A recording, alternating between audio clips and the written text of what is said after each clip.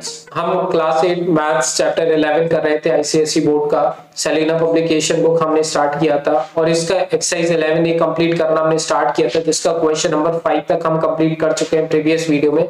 आज हम देखेंगे क्वेश्चन नंबर 6। सारी वीडियोस की लिंक मिल जाएंगी आपको डिस्क्रिप्शन में, तो बड़ी इजीली वहां से आप चेकआउट कर सकते हैं हर क्वेश्चन को। अब बच्चों इसमें देखो क्वेश्चन में हमें करना क्या है, in this expression 5x² 5xy square z cube right the coefficient of. तो ये कह रहे हैं इस एक्सप्रेशन में हमें कोफिशिएंट लिखना है। कोफिशिएंट हमने क्वेश्चन नंबर 5 में भी देखा था कि हम कैसे फाइंड आउट कर चुके हैं। अब मैं इसको इधर ही आपको करके बताऊंगा कि देखिए सबसे पहले तो अगर हम चेकआउट करें तो हमारे लिए 5 का क्या करना है, कोफिशिएंट लिखना है। इसका मतलब 5 को हमें लीव कर देना है इस एक्सप्रेशन से, बाकी जो भी बचता है वो सारा हमें लिख देना है। तो 5 को अगर मैं हटा दूं यहां से तो बचा मेरा ये सारा एक्सप्रेशन 7xy² z क्यूब। तो ये हो जाएगा मेरा कोफिशिएंट ऑफ 5। तो देखो मैं लिख के बताता हूं आपके लिए कैसे। देखो इसका आंसर जो हो जाएगा वो हो जाएगा मेरा, देखो अब 5 तो ऊपर था, 7 नीचे है, तो मैं लिखूंगा 1/7 xy² z क्यूब। क्लियर? या तो मैं ऐसे लिख सकता हूं और दूसरा तरीका है कि मैं डायरेक्ट लिख दूं xy² z cube whole upon 7। Clear? तो दोनों तरह से ये आंसर सही रहेगा हमारा। तो ये हो गया मेरा 5 का कोफिशिएंट इस एक्सप्रेशन के अकॉर्डिंग। अब मैं आ जाता हूं सेकंड वाले पे। अब सेकंड वाले में ये कह रहे हैं हमसे कि बताओ किसका कोफिशिएंट, कह रहे हैं कि 5/7 का कोफिशिएंट बताओ। अब 5/7 को छोड़ दो, बाकी जो भी बचा है वो मेरा कोफिशिएंट हो जाएगा। इसका मतलब xy² z क्यूब मेरा कोफिशिएंट हो जाएगा 5/7 का। मतलब कोफिशिएंट मैं आपको बता चुका हूं, जो भी पूछा है उसको छोड़ दो, बाकी सारा मेरा उसका कोफिशिएंट कहलाने लग जाता है। तो 5/7 को लीव करके मेरा क्या बच रहा है उस एक्सप्रेशन में 5xy² z क्यूब। ये हो गया 5/7 का कोफिशिएंट। अब नेक्स्ट में देखें तो ये कह रहे हैं हमसे कि क्या निकालो किसका कोफिशिएंट। इनका कहना है कि 5x का कोफिशिएंट निकालो। तो इसमें अगर मैं 5 और x लीव कर दूं तो मेरा क्या बच रहा है, 7 बच रहा है और y² z क्यूब बच रहा है ना। तो यही मेरा उसका कोफिशिएंट हो जाएगा। तो देखो इसका आंसर क्या होगा, नीचे है 7 तो 1/7 मैं लिखूंगा, उसके बाद y² z क्यूब, तो y² z क्यूब। ये हो गया बच्चों हमारा आंसर किसका, थर्ड वाले पार्ट का। फोर्थ वाले पार्ट पे आ जाते हैं। फोर्थ पार्ट में इनका कहना है कि xy² का बताओ, xy² का बताओ कोफिशिएंट क्या होगा। तो xy² मेरा ये है इस एक्सप्रेशन में, ऊपर देखें तो xy²। इसको अगर मैं छोड़ के बाकी सब लिखूं तो ये हो जाएगा मेरा 5/7 और z क्यूब। क्लियर? तो 5 तो मैं ये लिख देता हूं, इसका कोफिशिएंट क्या आ जाएगा 5/7 z क्यूब। तो ये हो गया आंसर मेरा किसका, फोर्थ वाले पार्ट का। अब आ जाते हैं फिफ्थ वाले पार्ट पे। फिफ्थ पार्ट में क्या कह रहे हैं, किसका z क्यूब का बताओ कोफिशिएंट। तो z क्यूब ये है। अब इसको छोड़ करके बाकी सब क्या बच रहा है हमारे पास 5/7 xy²। तो ये हो जाएगा मेरा कोफिशिएंट z क्यूब का। तो इसको मैं लिख देता हूं equals to 5/7 xy²। This is the coefficient of z cube. Clear? कोई भी डाउट रहे तो आप कमेंट सेक्शन में पूछ सकते हैं। इसके बाद आ जाते हैं एक्स जेड क्यूब। कह रहे हैं एक्स जेड क्यूब का निकालो। तो ये है एक्स और ये है जेड क्यूब। तो इसको छोड़ करके मेरा क्या बच रहा है, y² बच रहा है और 5/7 बच रहा है। तो 5/7 y² हमारा आंसर हो जाएगा। तो मैं यहाँ पे लिख देता हूँ इक्वल्स टू 5/7 y²। क्लियर? बहुत ही इजी क्वेश्चन है, जो भी पूछो उसको रिलीज करो, बाकी सब एज इट इज लिख दो और आगे बढ़ो। सेवेंथ वाले पार्ट में कह रहे हैं 5xy²। तो 5 ही है, x ही है और y² ही है ना। अगर क्वेश्चन में देखें तो बचा क्या हमारा, नीचे 7 और z क्यूब बचा। तो 1/7 z क्यूब बच रहा है, या फिर z क्यूब अपॉन 7, दोनों तरह से लिखा जा सकता है, लेकिन मैं इसको लिख रहा हूँ 1/7 z क्यूब। क्लियर? 1/7 ऊपर z क्यूब।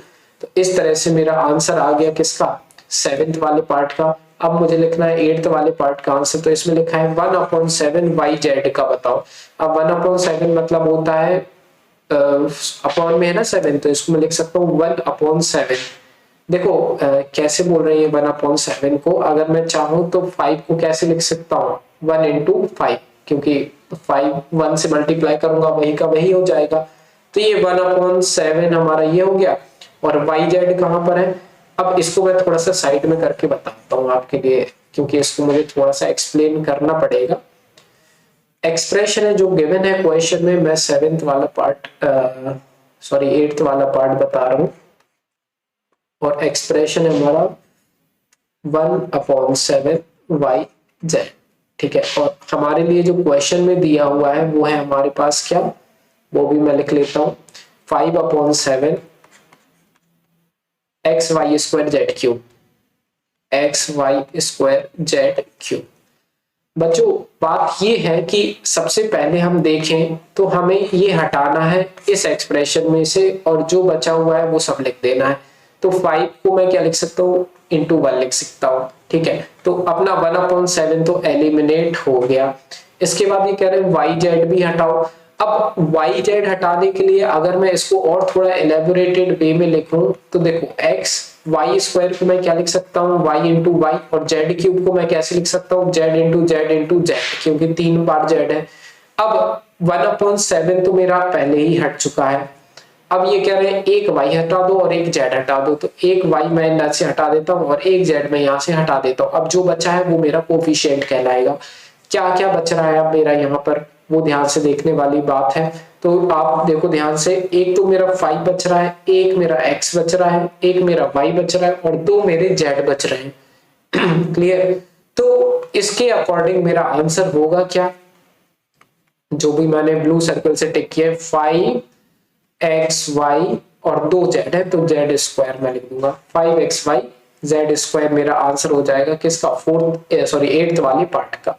अब आ जाते हैं बच्चों 9th वाले पार्ट पे। तो 8th वाला पार्ट मैंने नीचे कर दिया। 9th वाले पार्ट में अगर मैं देखूं तो क्या है, देखो कह रहे हैं कि अकेला z का बता, z का कोफिशिएंट क्या होगा, तो मुझे सिर्फ एक z हटाना है, बाकी सब एज इट इज लिख देना है। तो इसको देखो ध्यान से मैं ऊपर ही देख करके बता देता हूँ इसको। अब अगर आप ध्यान से देखो तो z मेरे पास कितने थे, 3 थे z। अगर एक्सप्रेशन में अगर आप ध्यान से देखो तो मेरे पास 3 z है, उसमें से एक z हटाना है तो मेरे पास 2 z बचेंगे और बाकी का एज इट इज मुझे पूरा टर्म लिख देना है। तो देखो ध्यान से 5/7 तो मेरा आएगा, यहाँ पे मैं बता रहा हूँ, ठीक है 9th वाले पार्ट में। तो मेरा क्या आ जाएगा कि 5/7 तो आएगा, साथ ही साथ मेरा एक्स वाई स्क्वायर भी आ जाएगा। तो मैं लिख देता हूँ एक्स वाई स्क्वायर। इसके अलावा 3 जेड थे तो एक जेड मैंने बाहर निकाल दिया तो 2 जेड बचेंगे, तो जेड स्क्वायर मेरा आ जाएगा। तो ये हो जाएगा मेरा 9th पार्ट का आंसर। क्लियर। अब आ जाते हैं 10th वाले पार्ट में। कह रहे हैं 10th वाले पार्ट में वाई जेड स्क्वायर का निकालो, वाई जेड स्क्वायर का निकालो। अब अगर आप ध्यान से देखो तो वाई जेड स्क्वायर, अब 2 वाई है और 3 जेड है, उसमें से मुझे क्या निकालना है, एक वाई और 2 जेड निकालना है। तो पहले तो मैं ये जो 5/7 एक्स है ये मैं एज इट इज लिख देता हूँ 10th वाले पार्ट में, क्योंकि आप जानते हैं कोफिशिएंट मतलब उसको हटा करके सब लिखना। तो 5/7 एक्स मैंने लिख दिया 10th वाले पार्ट में। इसके अलावा ये कह रहे हैं वाई, एक वाई हटा दो, तो 2 वाई में से एक वाई हटा दिया तो एक वाई तो मेरा बचेगा, तो मैंने वाई लिख दिया। और फिर कह रहे हैं 2 जेड हटा दो, तो 3 जेड थे, 3 जेड में से 2 जेड हटे तो एक जेड बच जाएगा। क्लियर। अब हम आ जाते हैं 11th पार्ट पे, जो कि मेरा लास्ट पार्ट है। अब इस पार्ट में कह रहे हैं 5xyz का कोफिशिएंट निकालो। तो 5xyz का कोफिशिएंट निकालने के लिए देखो 5 हटा दिया, एक x हटा दिया। अब देखो मैं ऐसे करते जाता हूँ, 5 हटा तो एक 1/7 बचा, तो मैं इसका 1/7 पहले लिख देता हूँ। फिर कह रहे हैं एक x हटा दो, एक ही x था तो वो तो हट गया पूरा। अब कह रहे हैं एक y हटा दो, लेकिन मेरे पास 2 y थे तो एक y मेरे पास बच जाएगा। और कह रहे हैं एक z हटा दो, 3 z थे तो 2 z मेरे बच जाएंगे, तो z स्क्वायर। क्लियर। तो इस हिसाब से मेरा ये हो गया कौन सा 11th वाला पार्ट भी कंप्लीट। तो इस तरह से बच्चों हुआ क्वेश्चन नंबर 6 हमारा कंप्लीट। कोई भी डाउट रहे तो कमेंट सेक्शन में पूछिए मुझसे। तो बस बच्चों इसी तरह से हमें हर क्वेश्चन कंप्लीट करते जाना है। बेसिकली कोफिशिएंट बहुत ही इजी टास्क होता है, बस हमें जो पूछा है उसको हटा करके उस एक्सप्रेशन में से उसकी वैल्यू लिख देनी होती है। क्लियर। बाकी सारी वीडियोस की लिंक मिलेगी डिस्क्रिप्शन में। इसके बाद के सारे चैप्टर हम कंप्लीट करेंगे, है ना। मिलते हैं बच्चों नेक्स्ट वीडियो में, बाय।